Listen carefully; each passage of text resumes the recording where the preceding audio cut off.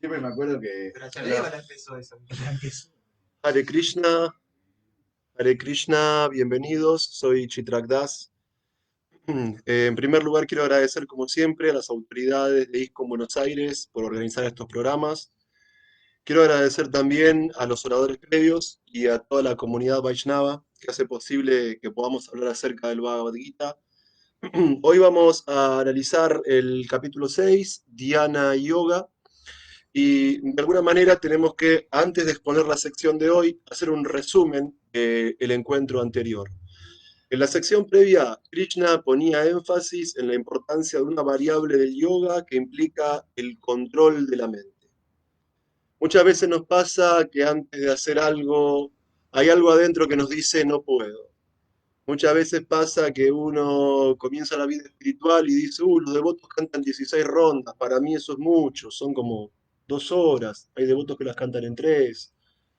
Bueno, Prabhupada tiene un estándar muy elevado de la vida espiritual, eso para mí es imposible. Bueno, ese es el enemigo interno, esa es la mente, porque una mente descontrolada es un enemigo, pero en la sección anterior Krishna nos invitaba a que hagamos de la mente un amigo.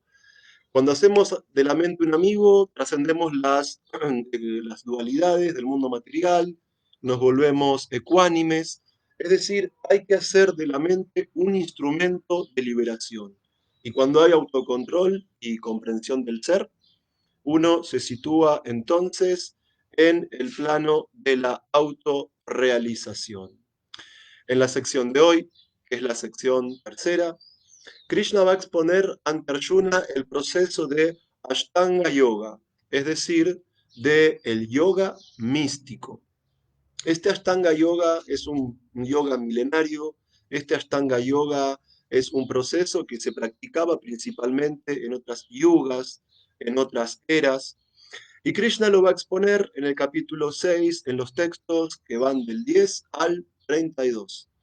Entonces, para efectuar una síntesis, porque esta sección tiene muchos textos a abordar, podemos decir que el Ashtanga Yoga es un tipo de yoga que no tiene que ver con practicar yoga el fin de semana, que no tiene que ver con salir de la oficina y llevar tu esterilla y ponerte a practicar asanas o pranayam, sino que el Ashtanga Yoga original, el Ashtanga Yoga que Krishna describe en el Bhagavad Gita, implica en primer lugar una renunciación completa.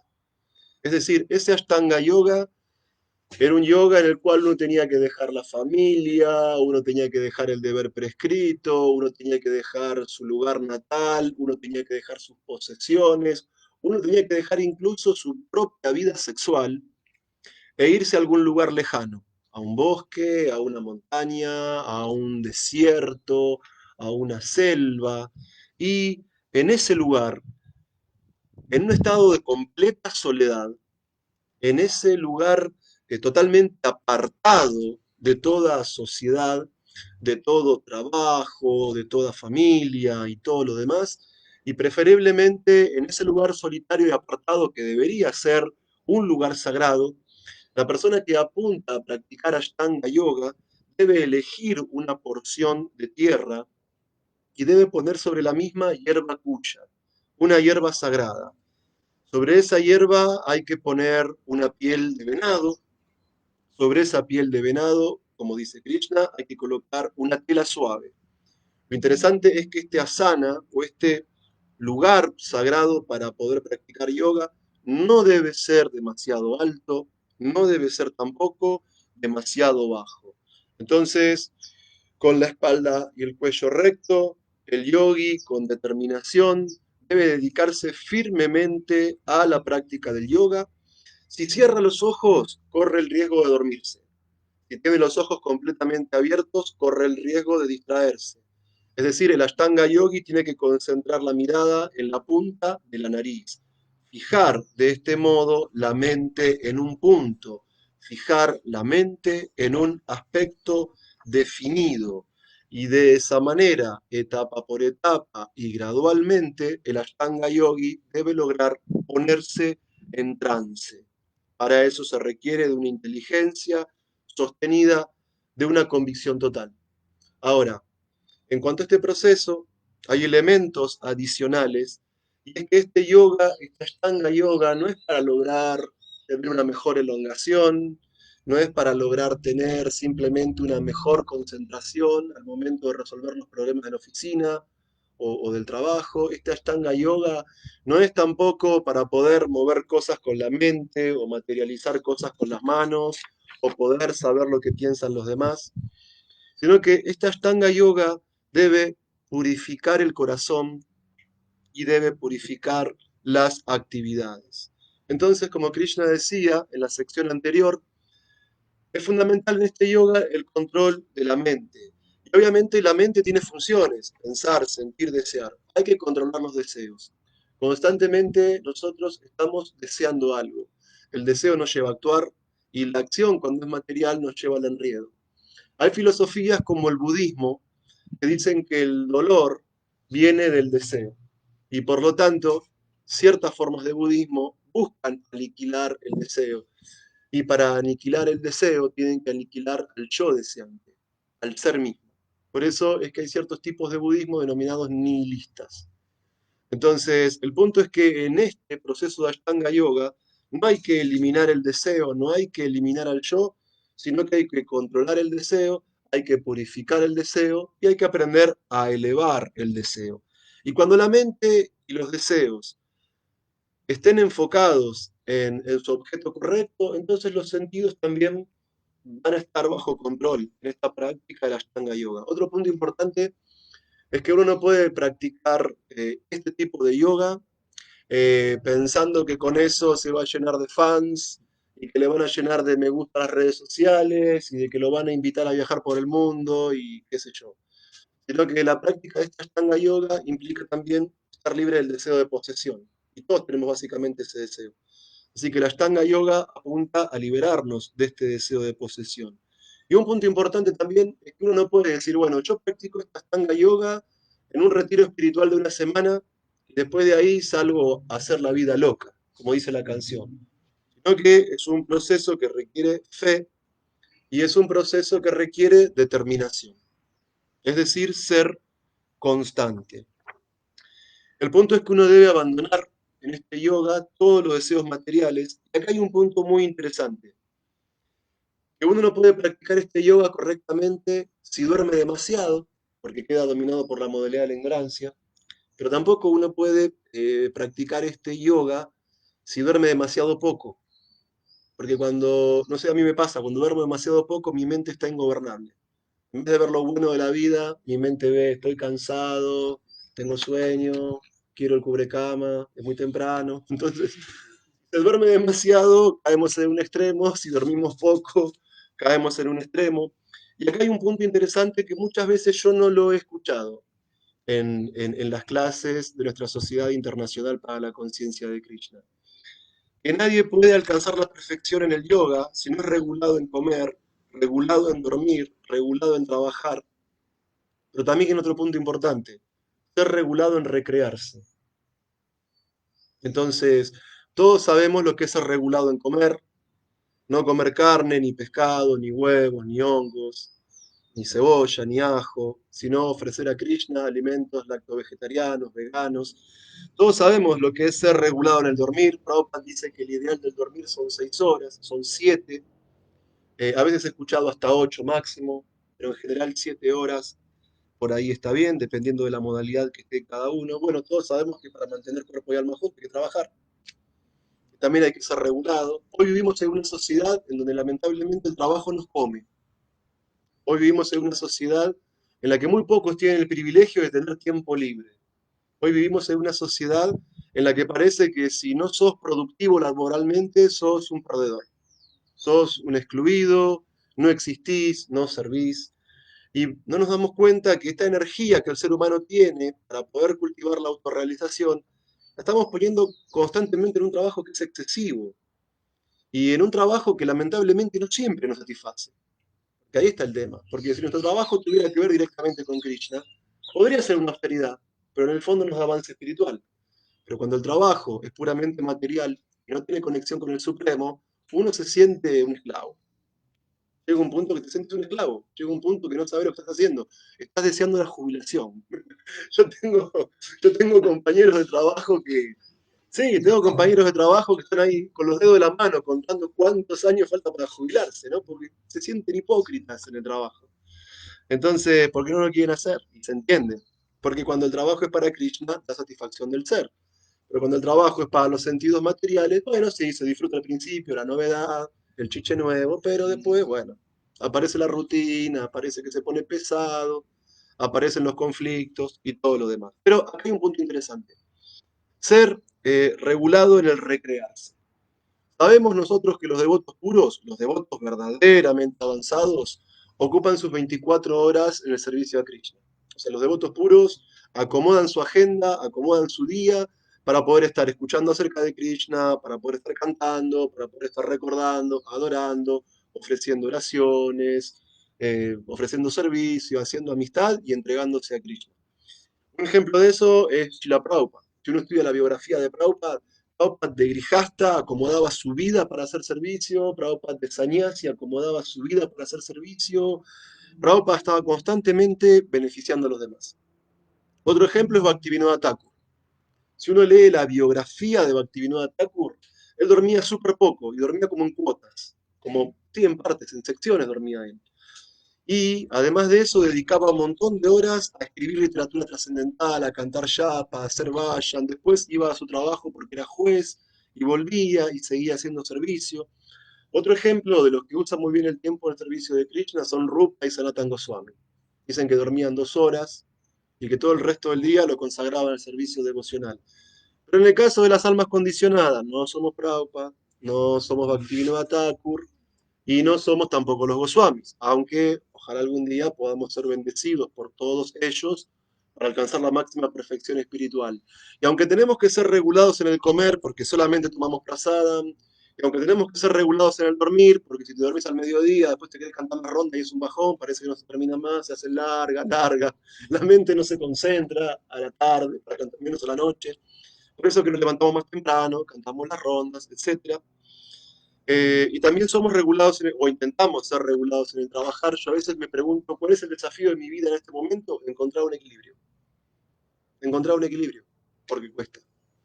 Pero un punto importante es que los que no somos totalmente condicionados, pero tampoco somos totalmente liberados, además de ser regulados en el comer, en el dormir y en el trabajar, tenemos que aprender algo muy importante, que muchas veces no se dice, ser regulados en el recrearnos, encontrar un cable a tierra. El devoto puro, puro, puro no lo necesita. El alma condicionada que quiere llegar a ser un devoto puro, sí lo necesita.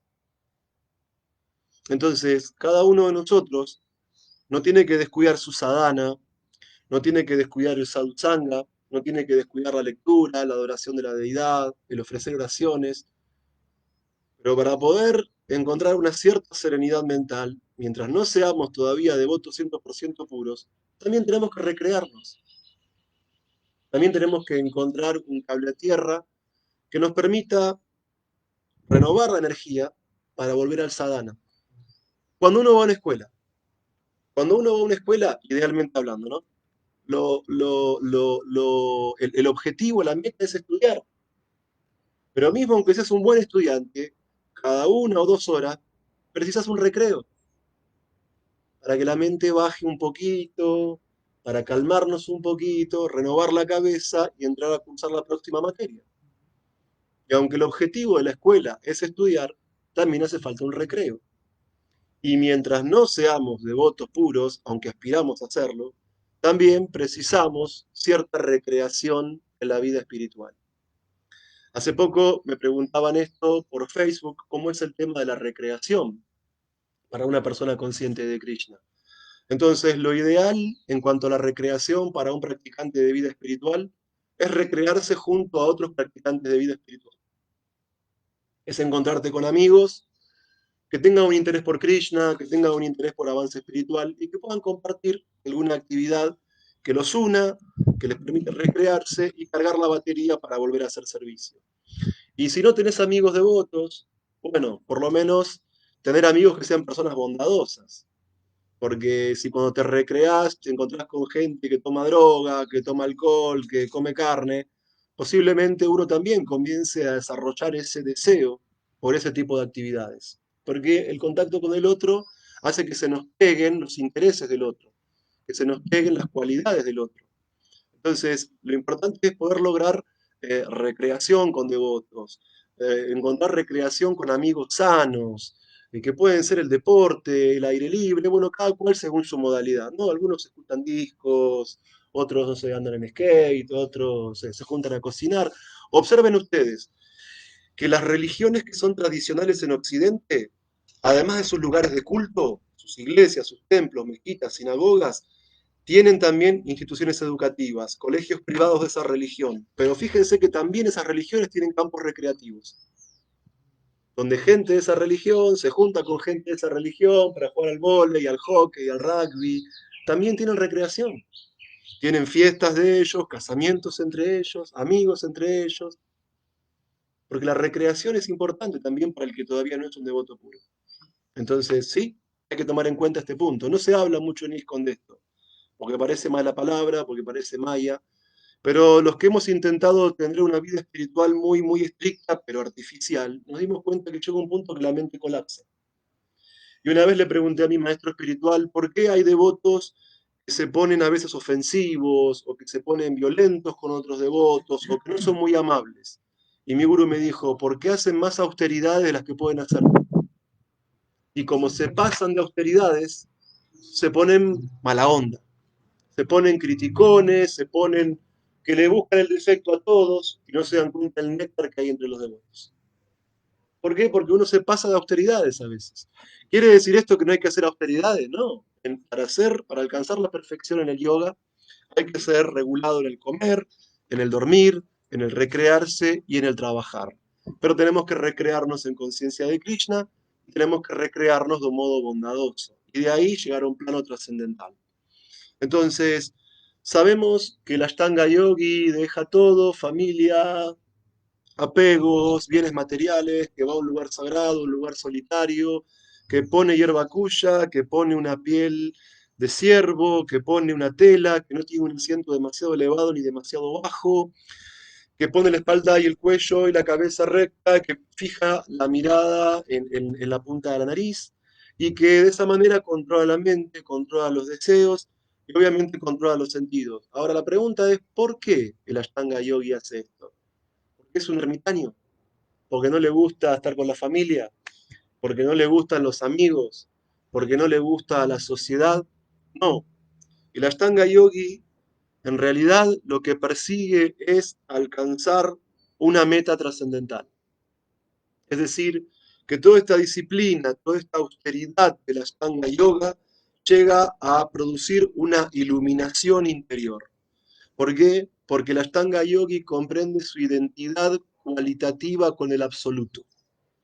A través de la práctica del yoga, del control de la mente y de los sentidos y del deseo, el Ashtanga Yogi comprende que no es el cuerpo, comprende que es un alma espiritual, comprende que es parte eterna de la divinidad suprema. Comprende esa unidad cualitativa entre el ser individual y el ser supremo. Y además el Ashtanga Yogi logra, como había un sello de música hardcore, una visión ecuánime. Sí, visión ecuánime. ¿Por qué? Porque el Ashtanga Yogi ve que ese mismo ser supremo está en el interior de cada ser viviente. El Ashtanga Yogi deja de ver las relatividades de hombre, mujer, lindo, feo, rico, pobre, sabio, inculto, animal, ser humano, árbol, planta, río, montaña. El Ashtanga Yogi está totalmente absorto en el ser. El Ashtanga Yogi lo que hace es absorber su yo individual en su relación con el Supremo.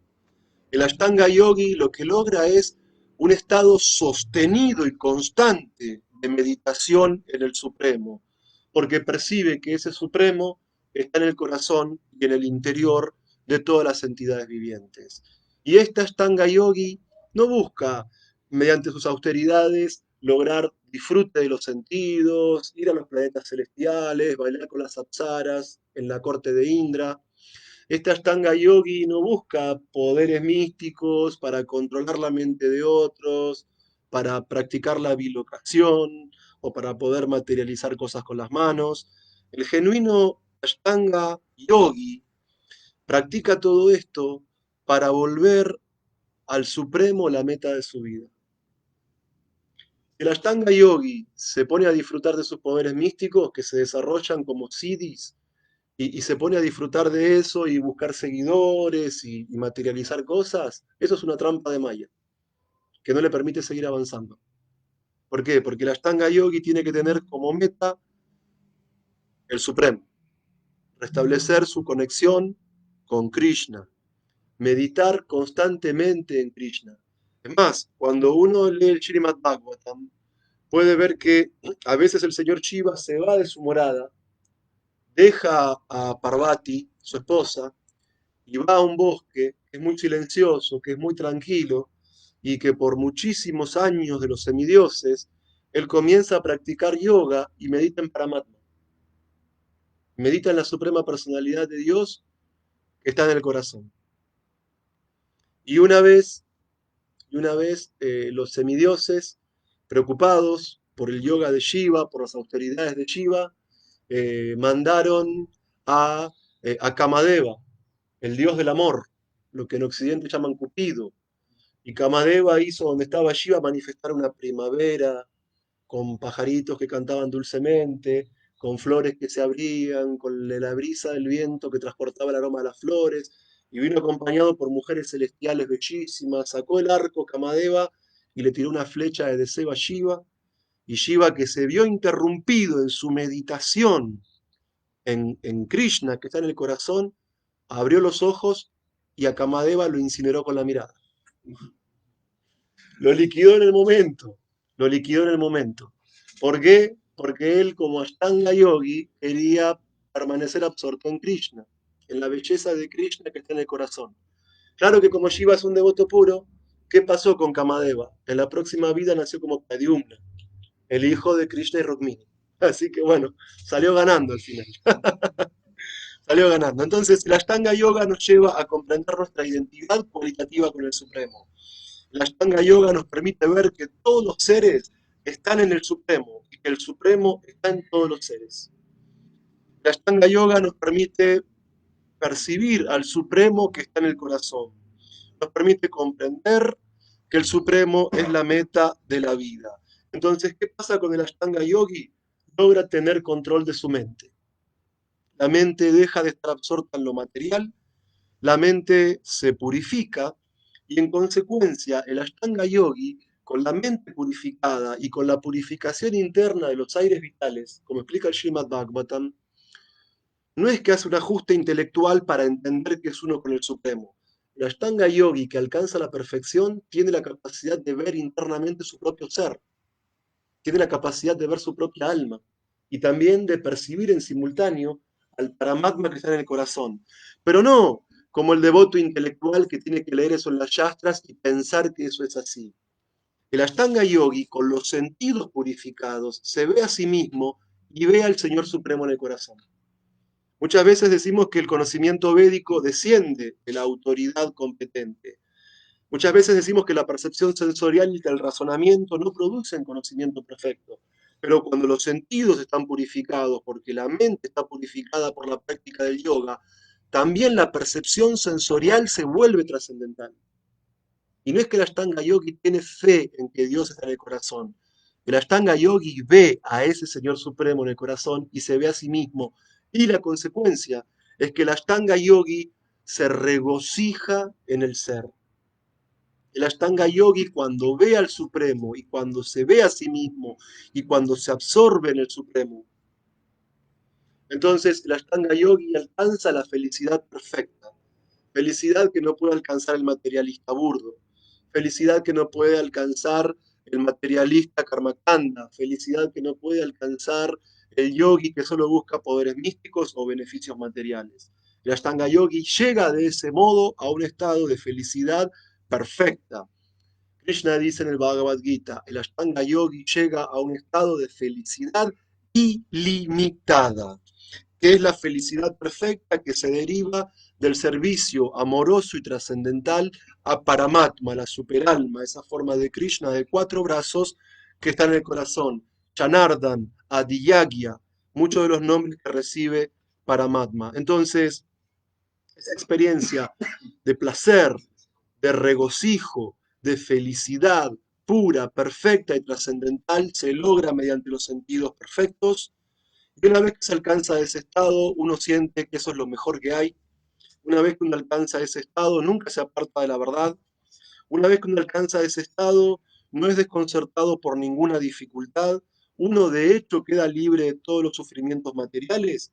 Y finalmente, ese místico trascendentalista llega al reino de Dios. Entonces, sintetizando, yoga significa control de la mente y de los sentidos. El proceso de Ashtanga Yoga, desde el abandono de toda vida material hasta llegar a la etapa última de Samadhi, que es absorción directa en el Supremo, implica una disciplina compleja, austera.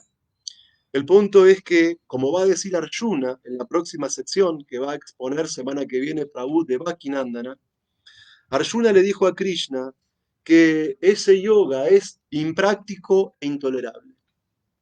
Y es real. ¿Quién de nosotros hoy puede abandonar la familia? ¿Quién de nosotros hoy puede abandonar el trabajo? ¿Quién de nosotros hoy puede radicalmente cortar con todos sus apegos de raíz? Entonces, el Ashtanga Yoga es un proceso genuino que se describe en el Gita y también en el Bhagavatam. El señor Kapiladeva, en el canto tercero, también habló ante su madre de Bhajuti de este tipo de yoga. Pero el punto es que aunque este proceso es auténtico, es genuino y es un proceso védico, no es un proceso apto para la era de Kali. No es un proceso que pueda ser practicado por el hombre común, que tiene una vida en relación con la familia, con el trabajo, con amigos, con la sociedad. Entonces, aunque yo ofrezco mis respetuosas reverencias a todos los que admiran este auténtico proceso de Ashtanga Yoga, al igual que Arjuna, me reconozco incapaz de poder practicarlo. Entonces, esto quiere decir que en la era de Kali estamos condenados a mantenernos dentro del ciclo del nacimiento y la muerte. Esto quiere decir que si no somos Ashtanga Yogis, se cierra para nosotros el camino a la perfección. No, para nada. ¿Por qué? Porque además de hablar del Karma Kanda en el Bhagavad Gita, que también es un proceso yógico, además de hablar del Samkhya Yoga en el Bhagavad Gita, además de hablar del Dhyana Yoga en el Bhagavad Gita, Krishna expone el proceso ideal para nosotros que estamos en la era de Kali. Eso es el Bhakti Yoga. Y a través del Bhakti Yoga podemos lograr los mismos beneficios de la Ashtanga Yoga y todavía más. ¿Por qué? Porque cuando nos reunimos con los Vaishnavas, comenzamos a cantar Hare Krishna y naturalmente la mente se controla. Porque como Krishna es absoluto, no hay diferencia entre el nombre y la forma de Krishna. Es más, no hay diferencia entre el nombre y la morada de Krishna. No hay diferencia entre el nombre y las actividades de Krishna. Entonces, eso que el yogi logra después de mucho sacrificio, de mucha disciplina, de mucho esfuerzo, un bhakti yoga, un bhakti yogi, lo logra automáticamente cuando se reúne con sus amigos, cuando toma las cártalas, controla los sentidos. Porque los sentidos, en vez de estar ocupados en actividad material, están ocupados en servicio. Cuando, cuando el bhakti yogi toma la mridanga, se controlan los sentidos. Cuando el Bhakti Yogi ofrece reverencia ante el altar, se controlan los sentidos. Cuando el Bhakti Yogi canta Hare Krishna, se controla la lengua y se controla la mente. Y así como el Ashtanga Yogi logra una bienaventuranza al percibir su relación con el Supremo, eso mismo lo logra el Bhakti Yogi en 5, en 10 minutos de vayan. Con amigos, en el templo, en casa, en cualquier lugar, en un parque, en el Harinam, en cualquier lugar que esté. Porque el proceso de Bhakti Yoga se centra en cantar Hare Krishna, Krishna Krishna, Hare Hare, Hare Rama, Rama, Rama, Hare Hare. Cuando cantamos Hare Krishna, la mente se controla porque automáticamente recordamos la belleza de Krishna, recordamos la flauta de Krishna, recordamos los amigos de Krishna, recordamos cómo Krishna corre junto a Balaram y sus amigos por los bosques de Brindavan. Se controla el deseo porque queremos estar ahí, porque queremos estar junto a Krishna, porque queremos estar junto a Balaram, porque queremos estar junto a Radha, a los gopas, a las gopis. Y se controla automáticamente el deseo porque queremos amar, pero queremos amar de modo puro. Queremos amar de modo trascendental. No queremos un amor limitado, del que hoy te amo y mañana te odio, del que hoy te uso y mañana te tiro. Queremos ese amor del ser que las almas liberadas de Goloka Vrindavan experimentan por Krishna. Entonces, el Ashtanga Yoga es muy maravilloso, es muy austero, pero es imposible de practicar. Y no solamente para mí que soy un kaliyugense. Lo dijo Arjuna, que vivía en la época de la cultura védica, que era un kshatriya, que tenía todas las cualidades, como Krishna dijo en el capítulo 16, quedate tranquilo que tenés cualidades divinas, no tenés cualidades demoníacas. Pero ni con todas esas cualidades, Arjuna optó por el Ashtanga Yoga. Dijo, es impráctico e intolerable. Pero en el proceso de Bhakti Yoga nos reunimos con amigos, cantamos Hare Krishna, los sentidos se controlan, porque usamos las manos para aplaudir, para tocar instrumentos, la mente se controla porque pensamos en Krishna, el deseo se eleva porque deseamos amar a Krishna. Y obviamente realizamos nuestra identidad espiritual, porque en el canto de Hare Krishna trascendemos la experiencia sensorial, trascendemos la experiencia mental e incluso trascendemos la experiencia intelectual. Y nos situamos en el plano espiritual donde podemos percibir que somos almas espirituales, podemos percibir que somos partes eternas de Krishna y podemos percibir que al desear revivir nuestra relación con Krishna, nos sumergimos en un océano de néctar, porque es lo que pasa en el Bhakti Yoga, es un océano de néctar. Y si compramos una gotita del océano de néctar del Bhakti Yoga, con océanos ilimitados de disfrute material, ese disfrute material ni supera ni iguala una gotita de néctar del plano del Bhakti Yoga. Y así es que el Bhakti Yogi alcanza el estado de máxima felicidad trascendental. Así vivimos como Bhakti Yogis, con nuestro trabajo, con nuestra familia, con nuestros amigos, con nuestra recreación, felices en esta vida, y al final, por absorber la mente y los sentidos y el deseo en Krishna, volvemos a Goloka Vrindavan. Hare Krishna, todas las glorias de Srila Prabhupada y a los devotos reunidos. Aum Tat Sat. Bueno, vamos a ver si hay preguntas en el chat. Bueno, saludos para Tini Pelaye, para Krishnangi Devi Dasi, para Shiveshwara Nityananda Das, para Carolina Melgar, Luisa Cofre, José Lofaro y Gabriel Mariano Rullero. Bueno, veo que básicamente hay agradecimientos y no hay preguntas. Así que gracias por no hacer preguntas difíciles que a veces cuestan responder. Entonces cerramos la clase acá. Bueno, José Lofaro, reverencias. Veo que no hay ningún tipo de pregunta. Todas las glorias a Srila Prabhupada y a los devotos reunidos. Buen fin de semana. Hare Krishna.